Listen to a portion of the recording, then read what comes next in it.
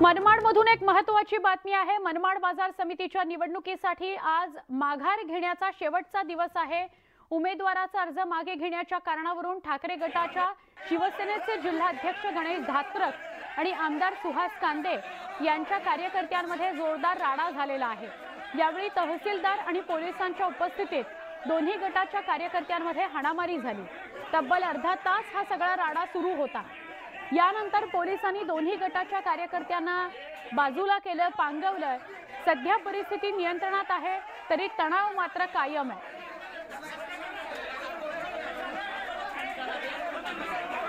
मनमाड बाजार समितीत तुफान राडा झालेला आहे। उमेदवारी अर्ज मागे घेण्यावरून हा राडा झालेला आहे। तब्बल अर्धा तास हा राडा सुरू होता।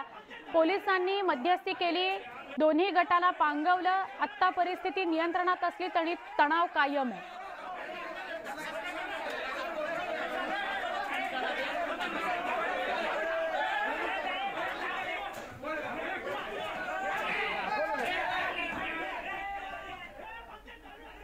पुन्हा एकदा वेगवान स्वरूपातल्या बातम्यांकडे वळूया।